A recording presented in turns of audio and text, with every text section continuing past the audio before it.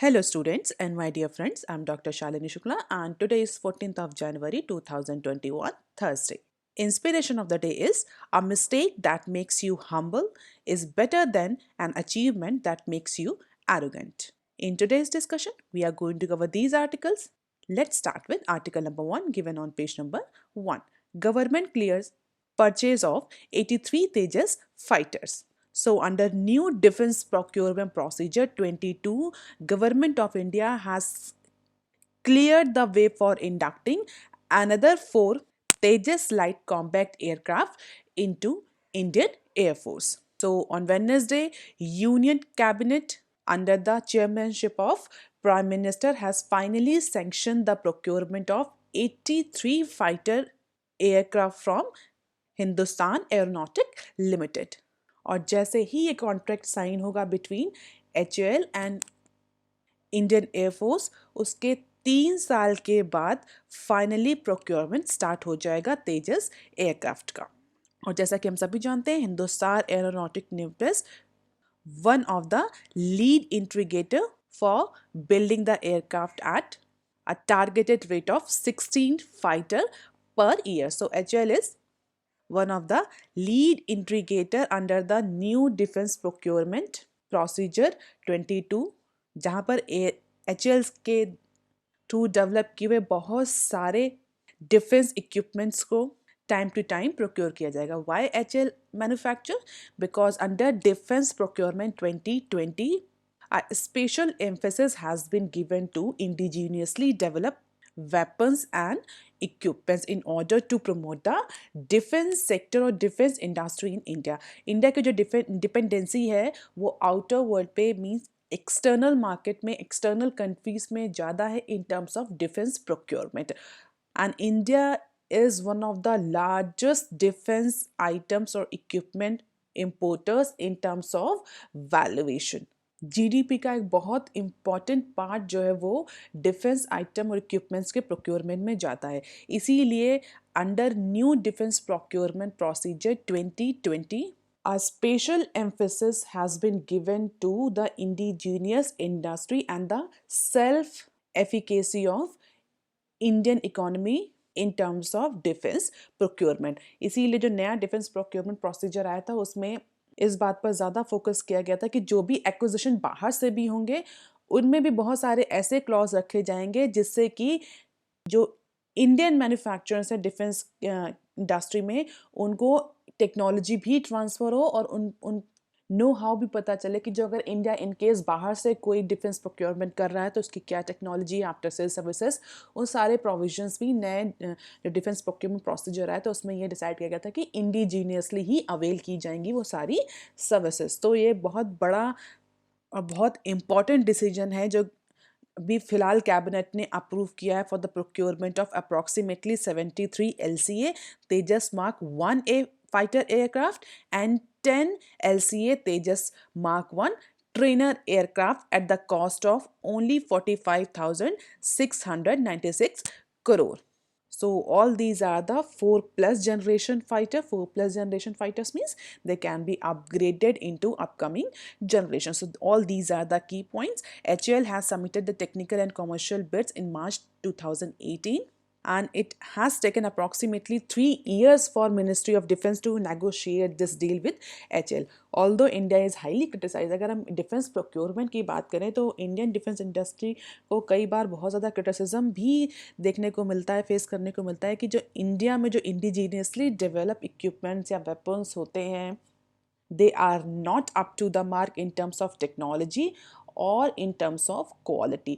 तो इसीलिए गवर्नमेंट ने नई डिफेंस प्रोक्योरमेंट प्रोसीजर पॉलिसी के तहत अब अपनी डिपेंडेंसी जो एक्सटर्नल मार्केट में है उसको रिड्यूस करके अपनी खुद की इंडिजीनियस इंडस्ट्री को डेवलप करने का मिशन मोड पे एक्ट किया है. And Tejas is the first by Indian indigenously design, develop and manufacture category procurement of combat aircraft. अब यहाँ पर कई सारी प्रोक्योरमेंट की स्ट्रैटेजी पॉलिसी दी गई थी under new defence procurement procedure 2020. तो तेजस को किस कैटेगरी के तहत खरीदा गया है? तेजस को खरीदा गया है buy Indian indigenously design, develop and manufacture.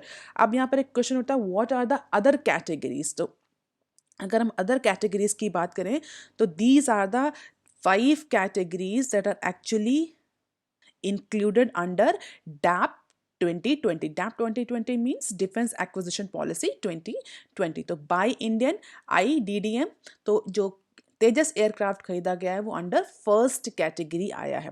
Bye Indian, buy and make Indian, buy global, manufacture in Indian, and the last one is buy global. और अंडर ऑल दीज कैटेगरीज जितनी भी ये प्रोक्योरमेंट स्ट्रैटेजी या policy दी हुई है, इनके under different different clause हैं कि आपको इतना % अगर में से 1000 का अगर हम आपसे एयरक्राफ्ट खरीदें 1000 करोड़ का, तो उसका सर्टेन % जो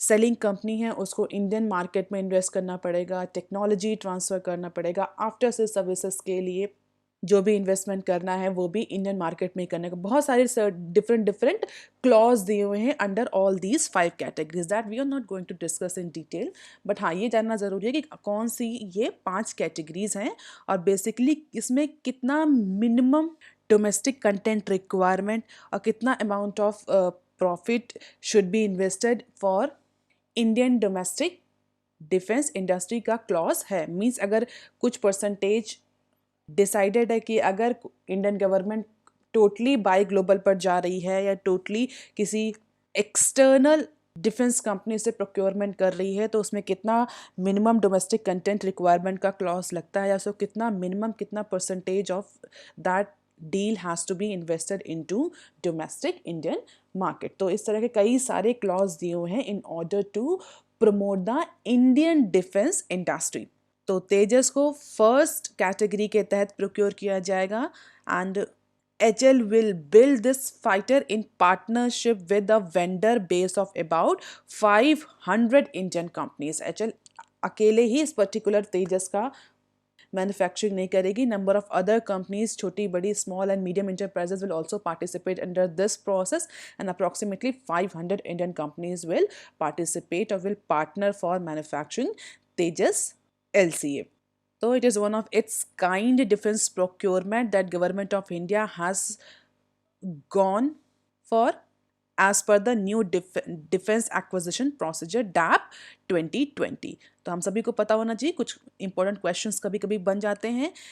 DAP 2020 has replaced the DAP 2016, and one of the major objective of this particular acquisition procedure or the mission is to turning India into the global manufacturing hub. Electronics के case में तो हम देख ही रहे हैं, mobile manufacturing के cases में भी हम देख रहे हैं, but in case of defence manufacturing, this particular DAP focused on turning India into the global manufacturing hub and aligned the vision of government of India Atmanirbhar Bharat and empowering Indian domestic industry through Make in India initiative. तो बहुत सारे जो mission हैं उनको combined करके DAP 2020 से aligned किया गया है, जिससे कि इंडिया की सेल्फ एफिकेसी भी बढ़े इन terms of defence procurement, India की जो डोमेस्टिक इंडस्ट्री है डिफेंस इंडस्ट्री वो भी फ्लरिश करे, इंडिया ग्लोबल मैन्युफैक्चरिंग हब बनकर भी टर्न अप हो, और सबसे इम्पॉर्टेंट जो पॉइंट है वो ये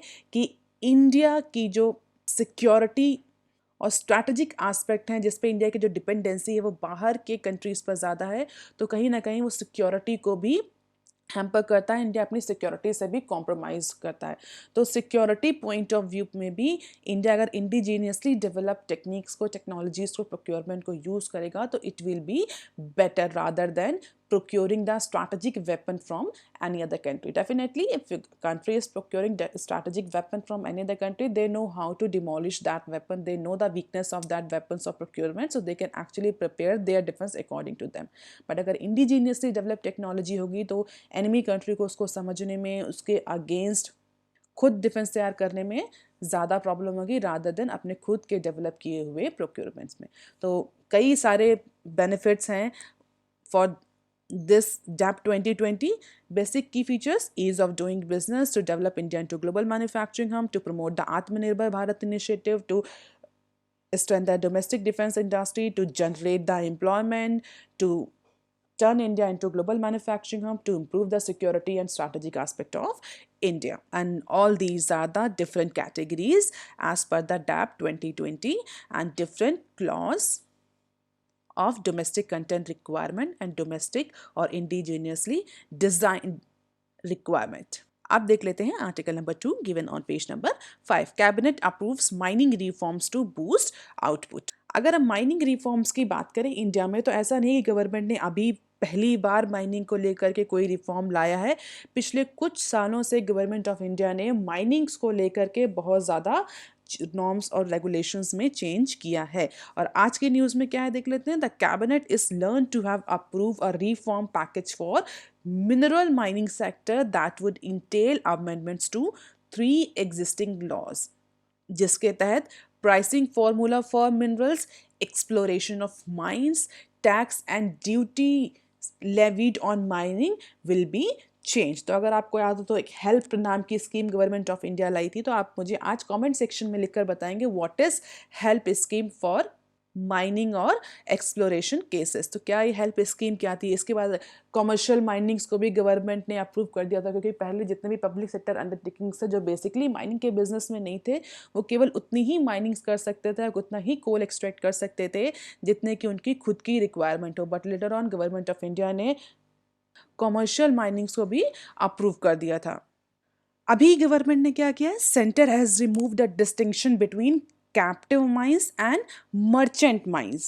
And what is the difference between these two? Captive mines are basically, तो कैप्टिव माइंस बेसिकली वो माइंस होती हैं जो सेल्फ यूज़ के लिए कंपनीज यूज़ करती हैं, उसका कोई कमर्शियल यूज़ नहीं होता. जो भी प्रोडक्शन होता है उससे, तो सेल्फ कंजप्शन के लिए जितना भी मिनरल यूज़ होता है या जो कोल यूज़ होता है उसके लिए यूज़ होती है. Merchant mining basically, merchant mines वो माइंस होती हैं जिनका कमर्शियल सेल में भी यूज़ किया था. जो भी उससे जो भी एक्सट्रैक्शन होता है वो कमर्शियल पर्पस के लिए सेल आउट किया जा सकता है. तो basically the centre has remove this distinction for the companies captive mines and merchant mines.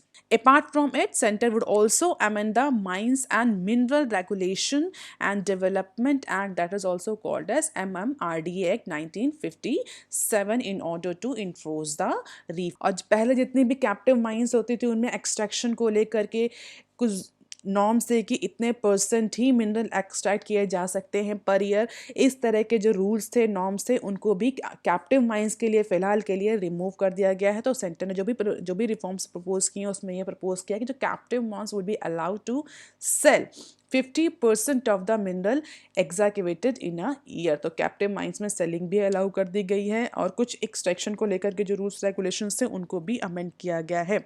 Even revenue sharing का जो मॉडल होता था गवर्नमेंट के साथ, जब भी कोई कंपनी किसी माइन को एक्वायर करती है तो उसमें कुछ % ऑफ रिवेन्यू, वो जितना भी उसको रिवेन्यू था वो गवर्नमेंट को शेयर करती है, क्योंकि माइंस हो गए, स्पेक्ट्रम्स हो गए, they are not the individual property, they are the public property, they are the property of public exchequer.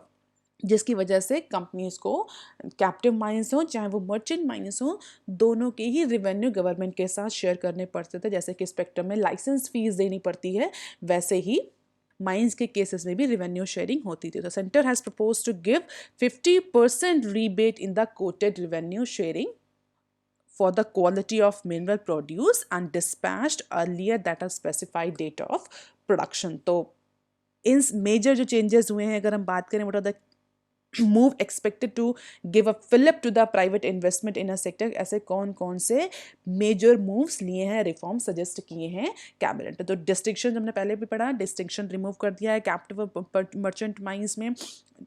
जो कैप्टिव माइंस हैं उनको 50% सेलिंग अलाउ कर दी गई है. Reallocation of non producing blocks of PSUs की, जो कुछ ऐसे ब्लॉक्स हैं जो या ऐसे कुछ ऐसी माइंस हैं जहाँ पर प्रोडक्शन नहीं हो रहा because of any reason, may be वहाँ मिनरल्स अवेलेबल नहीं है या वहाँ पर एक्सट्रैक्शन करना ज़्यादा कॉस्टली है, तो उनका रीएलोकेशन किया गया है. रिवेन्यू शेयरिंग को लेकर के भी बहुत ज़्यादा रिलैक्सेशन दिया गया है, 50% चेंजेस किए गए हैं. Charge levied on extension of mining lease on PSUs, उसको भी रिड्यूस किया गया है. 50% रिबेट रिवेन्यू शेयर में दिया गया, जो हमने भी डिस्कस किया. जो DMF गाइडलाइंस हैं उनको भी मॉडिफाई किया गया है for better utilisation of fund. Stamp act 1899 को भी अमेंड किया जाएगा in order to bring the uniformity in terms of stamp duties. तो जितने भी टैक्सेस हैं जो लिवीट किए जा रहे हैं, एक्सटेंशन जो लीज एक्सटेंशन हो रही है उसमें जो टैक्स लगते हैं उसमें भी अमेंडमेंट किया गया, स्टैम्प ड्यूटी में भी अमेंडमेंट किया गया है। And the most important reform that is suggested by cabinet is setting up the national mineral index for various statutory payments for future auction। तो एक नेशनल मिनरल इंडेक्स सेटअप होगी जो future में जितने भी माइंस जिनका ऑक्शन होता है उनके ऑक्शन के लिए क्या पेमेंट होगा, कैसे ऑक्शन होगा, उस सब को इस नेशनल मिनरल इंडेक्स माइंस और नेशनल मिनरल इंडेक्स के तहत किया जाएगा।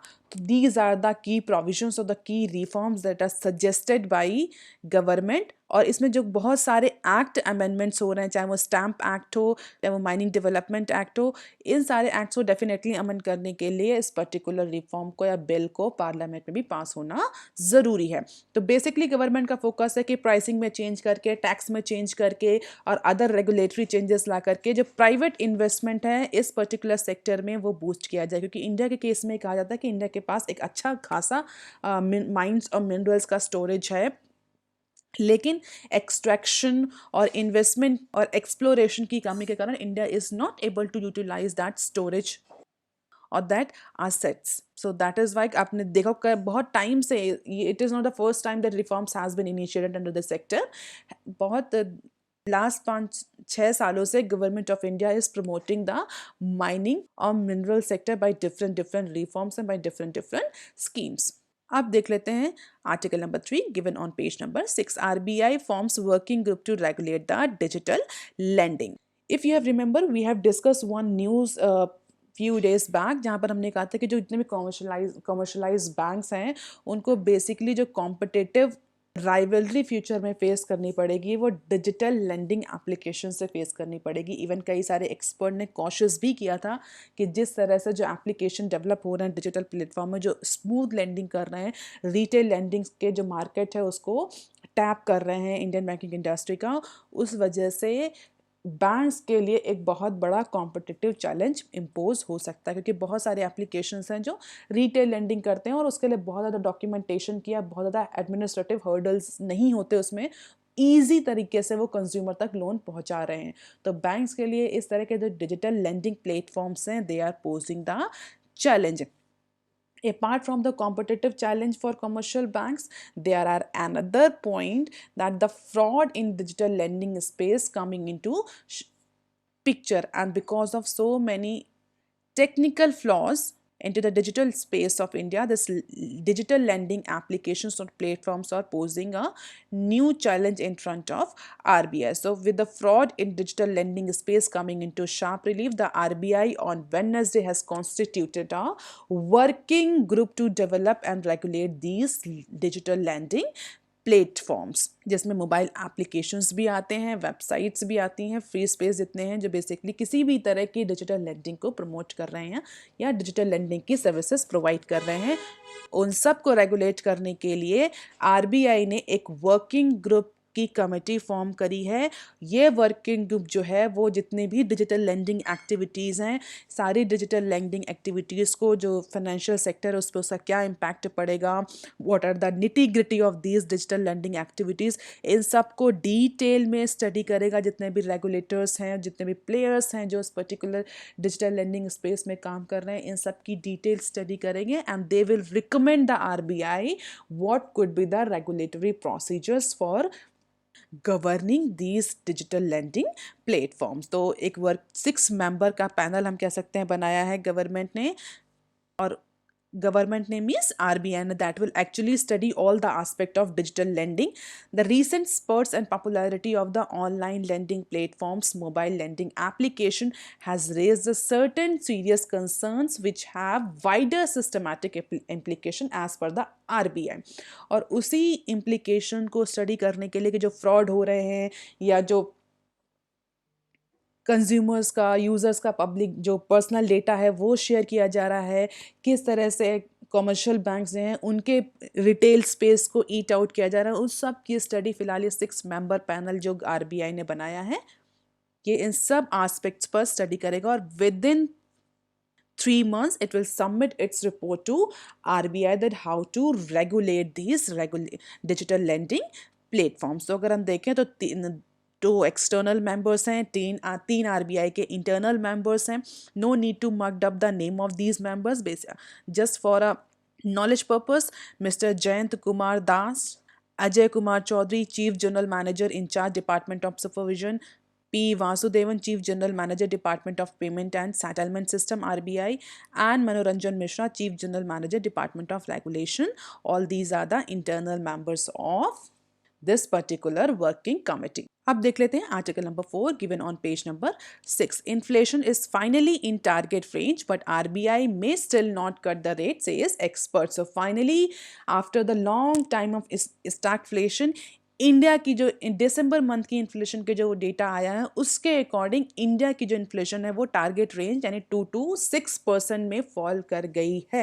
What is the target range?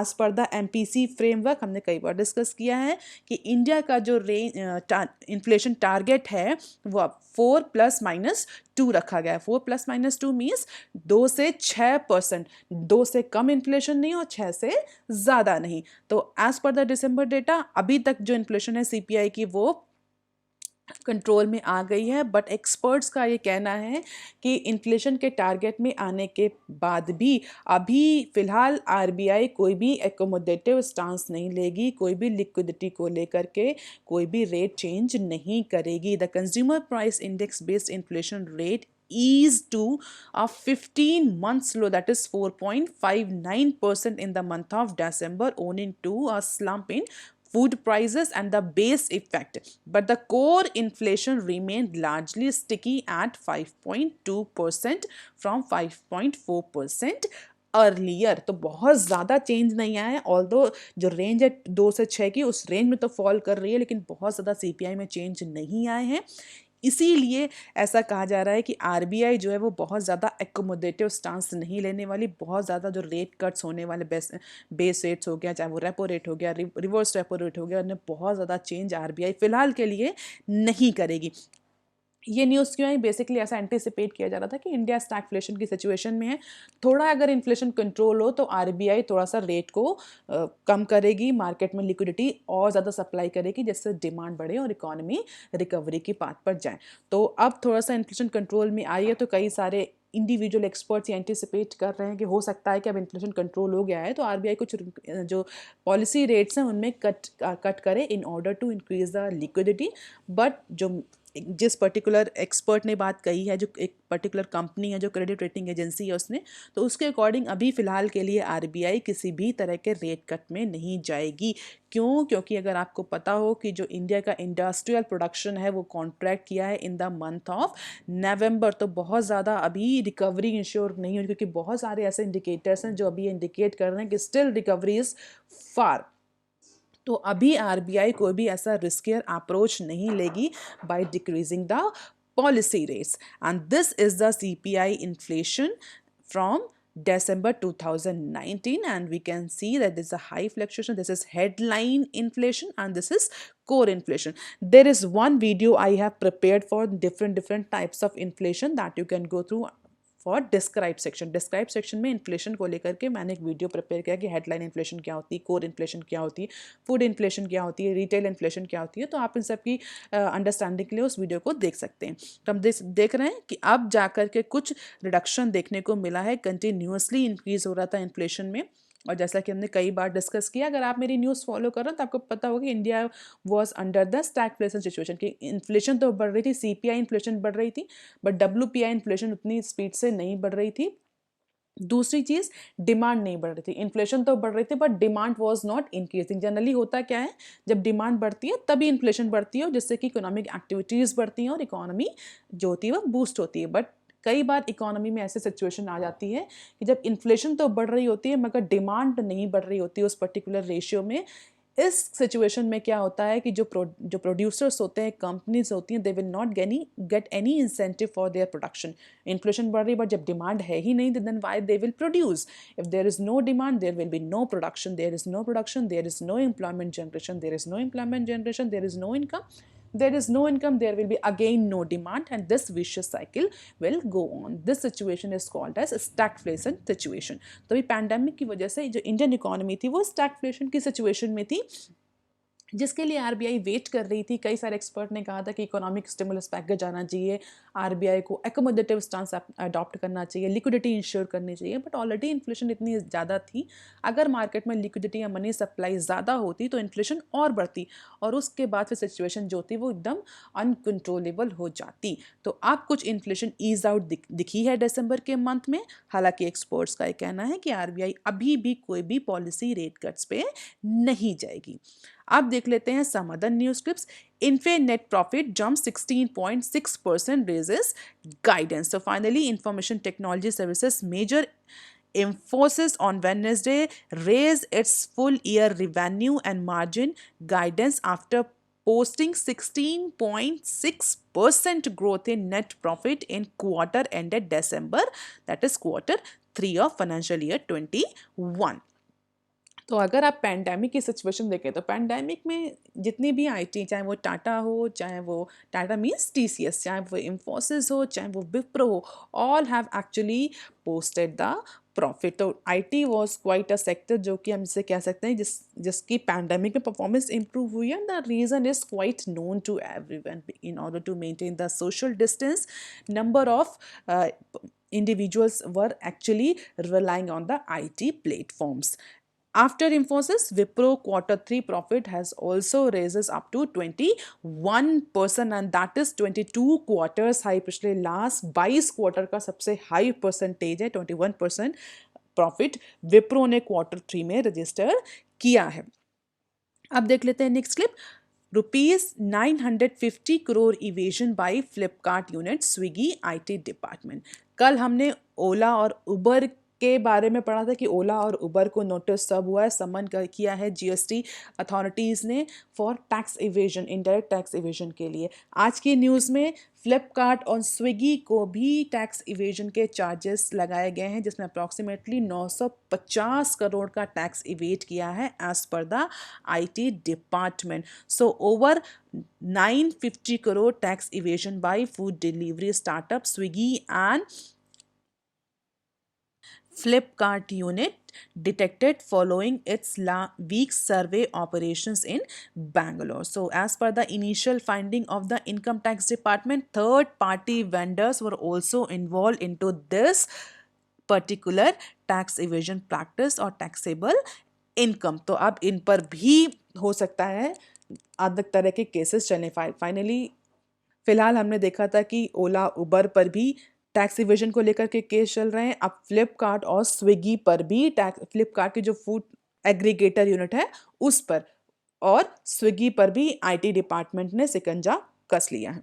अब देख लेते हैं next clip. Delhi high court issues notice to Future RIL retail arms on Amazon plea. तो फाइनली दिल्ली हाई कोर्ट ने फ्यूचर ग्रुप को नोटिस इशू कर दिया है अमेजॉन की प्लिया को लेकर के, जिसमें अमेजॉन ने रिक्वेस्ट करी थी, प्लिया करी थी सुप्रीम कोर्ट से, हाई कोर्ट से, दिल्ली हाई कोर्ट से, कि जो डील हुई है फ्यूचर ग्रुप और आरआईएल के बीच में, that deal is anti competitive, that deal is against the norms of the agreement between future group and Amazon. तो फ्यूचर ग्रुप और अमेजॉन के बीच में जो कोलैबोरेशन हुआ था उसमें जो भी एग्रीमेंट साइन हुए थे, उन एग्रीमेंट्स के according this particular deal with RIL is anti competitive. Means Amazon का जो डायरेक्ट कॉम्पिटिटर है रिलायंस, और उससे फ्यूचर ग्रुप ने डील करी है, तो this deal is anti competitive and this should be null and void. हालांकि फ्यूचर का अपना स्टैंड है, बट दिल्ली हाई कोर्ट ने फिलहाल के लिए फ्यूचर ग्रुप को नोटिस इशू कर दिया है। And Future Group and Reliance have been asked for their viewpoint on some of the observation by single judge bench in December 21. Apart from this internal proceedings, next phase of arbitration proceedings between Amazon and Future is expected to begin soon in Singapore. अब जो ये बहुत बड़ी deal हुई थी future और RIL के बीच में, ये डील अब बहुत डिलेमा में चली गई कि whether this deal will be executed और नॉट, क्योंकि सिंगापुर में भी आर्बिट्रेशन केस चल रहा है और दिल्ली हाई कोर्ट ने भी फ्यूचर ग्रुप को नोटिस इशू कर दिया है। Student, why we are discussing all such news? Future में जो फिर जो राया की जो डील हो रही है इसको, या अमेजोन ने जो सू किया है फ्लिपकार्ट और स्विगी पर, जो आईटी इवेजन, आईटी डिपार्टमेंट ने टैक्स इवेजन को लेकर के जो notice दिए हैं. Why we all are discussing such news? What is the implication of these news? Because all these news have a large implication of the business environment in India. Ease of doing business पर बहुत ज़्यादा impact पड़ता है. ये सारी news ये suggest करती हैं कि इंडिया में कैसे फॉरेन इन्वेस्टमेंट को ट्रीट किया जाता है, कैसे कंपनीज को रेगुलेट किया था, जिससे कि कंट्री में फ्यूचर एफडीआई, जो एफडीआई इनफ्लो होता है वो अफेक्टेड होता है. आपने कई बार देखा होगा कि यूएसए इस चीज़ पर बहुत ऑब्लिगेशन लगाता है कि इंडिया जो है वो अमेरिकन कंपनीज के अगेंस्ट डिस्क्रिमिनेटरी अप्रोच अडॉप्ट करता है. उनके अगेंस्ट कई सारे केस होते हैं. अभी वोडाफोन का रिसेंट जब केस हुआ, जब इंडिया ने वो केस सिंगापुर की आर्बिट्रेशन कोर्ट में दोबारा से फाइल किया है, जिसमें जो केस एक्चुअली इंडिया हार गया था अगेंस्ट वोडाफोन. तो इस तरह के बहुत सारे केसेस अब आ रहे हैं. तो it is not a good sign for any economy where companies are being harassed. As a news analyst, I'm not taking the side of anyone, but it is important for us to discuss such news, whether we are against this particular news or with this particular news. So all these are the references. If you want lecture PDF, you can join my Telegram channel. If you have any query and suggestion, please write on comment section below. Please like, share and subscribe. Thank you.